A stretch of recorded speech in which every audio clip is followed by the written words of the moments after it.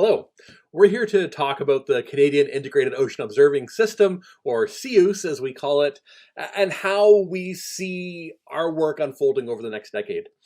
CIOOS launched in 2019 after a decade of initiatives and investigative evaluations trying to build a nationally coordinated approach to ocean observation.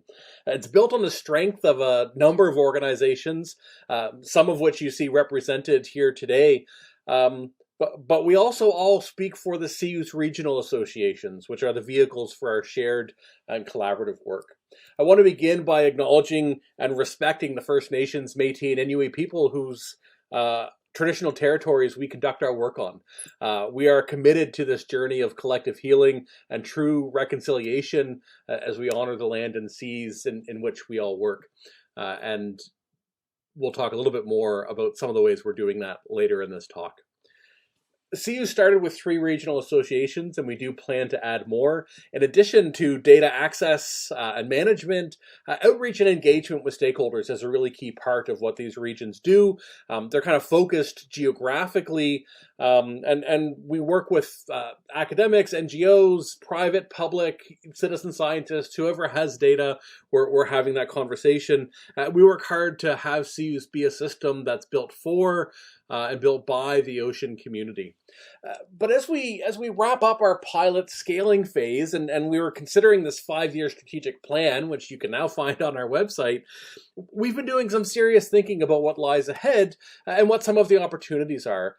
This includes how Canada contributes to a transparent and predictable ocean in the ocean decade, and all of the other things that we think are pressures, not just on us, but on other systems. And so we've captured 5 themes for this talk, but the primary goal here is to say, hey, here are the things that we care about, and you might care about them too, so let's work together on them, let's talk about them.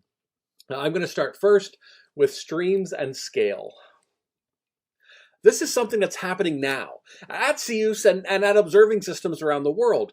We're transitioning from being repositories of static data to serving streams of data in the cloud. We're transitioning slowly, but most of us are looking ahead to the cloud and thinking how it might help us. In this model, data from multiple sources is combined and integrated and mixed and remixed and served in near real time to modelers and to live dashboards and to data queries where people can signal their interest in a particular piece of data and have access to this real-time stream. This approach, though, completely strains our current capacity, but also our conceptual models, right? Like from software to DOIs to data analysis packages, we've built systems that allow us to store data and then query data in these databases that grow incrementally and periodically.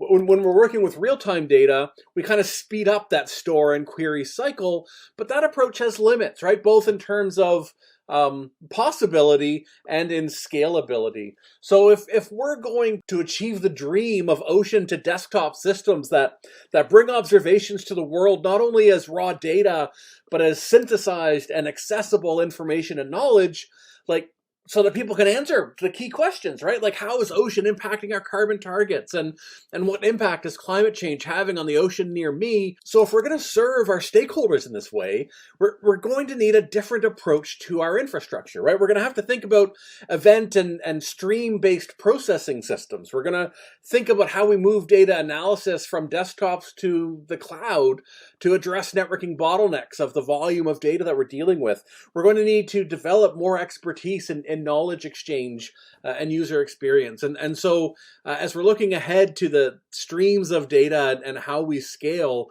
we're happy to have conversations about these things. In the beginning, when I started on the investigative evaluations, we were having a section devoted to best practices and standards that we plan to implement. Now, as we embark on the next decade, we are continuing to try to turn principles like the care, the fair, and the trust principles into practice. Recently, there was an effort within the CIOOS community to build a strategic plan for the next 5 years and an implementation plan for how to enact that plan. It's broken down into 4 themes and 4 goals for each theme. And within those goals, about half of them at least represent best practices and standards implementations.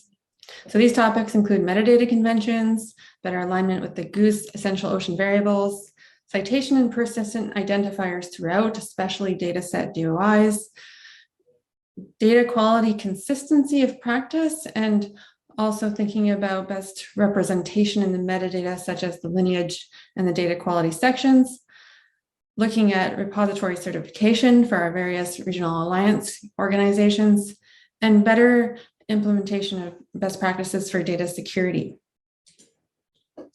There are already numerous principles being demonstrated through practice, including licensing as recommended with the CC BY, net CDF data formats, which are prolific in the community, opened up web services, and so on. The compliance and processes and tools are really still emerging at CIOOS, and that's something we will definitely continue to work on over the next decade. And finally, as we manage to get all our practices into documentation, then we will be trying to submit those practices into the Ocean Best Practices repository. So there are some key focus areas that we have in terms of data types that are more emerging, or such as biological data, as we've been working on recently to contribute records into OBIS. Marine debris, there are many standards needed here for proper data management, such as better controlled vocabulary structures, how to constitute what is a data set, which might depend on its various data collection methods, and model outputs. So we're evaluating right now what are the existing models and standards available for Canada, and also trying to figure out the tools such as GTS, Global Telecommunications System data feeds, that will enable modelers to have the appropriate observational data. The Aha Hanua, an ocean observing declaration from coastal Indigenous peoples, calls on the ocean observing community to formally recognize the traditional knowledge of Indigenous peoples and to learn and respect each other's ways of knowing. Many ocean observing systems, including CIOOS, operate in regions where Indigenous coastal dwelling communities have acted as caretakers and stewards of the land and ocean for thousands of years. And it's incredibly important to ensure that we are collaborating and co-developing with Indigenous communities in our ocean observing efforts. Every partner involved with CIOOS has recognized the importance of this from the very start. We've read the Aha Hanua, we've read the United Nations Declaration on the Rights of Indigenous Peoples, we've heard the calls, and we're eager to answer them. We're committed to working meaningfully and respectfully, when and where appropriate, with Indigenous communities across Canada. However, the CIOOS mandate is very heavily focused on open data and ensuring that data is fair, findable, accessible, interoperable, and reusable, which is often inconsistent with the needs of Indigenous communities, with ensuring that they retain sovereignty over their data. This means that we need to implement solutions that address this. And if we're far from the first people to consider this, there's some really excellent work that we can turn to. Through collaboration and co-design, we can integrate digital frameworks that meet the CARE principles, which are collective benefit, authority to control, responsibility, and ethics, which help to recognize sensitive data concerns, while the application of traditional knowledge and biocultural labels is a plausible approach for customizable data usage constraints. We can also partner with Indigenous data governments and entities and form data partnerships with Indigenous communities. And in fact, a lot of what I mentioned has already been started within CIOOS. Implementation of the CARE principles is an ongoing effort across CIOOS nationally, as is discussion around how to implement traditional knowledge and biocultural labels, such as local contexts. Ocean Networks Canada and the Hakai Institute have a number of initiatives with Indigenous organizations underway. The St. Lawrence Global Observatory has added Indigenous organizations to its membership, and CIOOS Atlantic performed a literature review and hosted a 3-part discussion series to explore the potential for partnerships between Indigenous knowledge and ocean observing. And as we move into a new fiscal year, and that means a new cycle for CIOOS, there are many planning activities underway, and a lot of them include a significant focus on Indigenous engagement and partnership. which we hope to continue improving upon in the years to come. Overall, CIOOS engagement is really broad-reaching, from Indigenous communities to academia, to government, to not-for-profits, and also, of course, the private sector. And while each of the regional associations has engaged private sector organizations individually, the largest effort to date has been the Vitality Project, which is currently underway and funded by Canada's Ocean Supercluster. Vitality, or Leveraging CIOOS to Accelerate the Ocean Sector, is a collaboration of 10 partners from across Canada, including companies, industry associations, research institutions, and nonprofits, and involves organizations and CIOOS partners from across the country. In short, Vitality is capitalizing on Canada's ocean data to facilitate data sharing, deliver definitive commercial outcomes, and support skill development in the ocean sector. In less short, Vitality is developing tools and linkages between CIOOS and 3 emerging environmental technology and data-heavy sectors, which are aquaculture, tidal power, and offshore wind. Our partners in the project involved in these particular sectors are leading the development of the tools they need to acquire, manage, visualize, and improve the quality of their decision-making processes.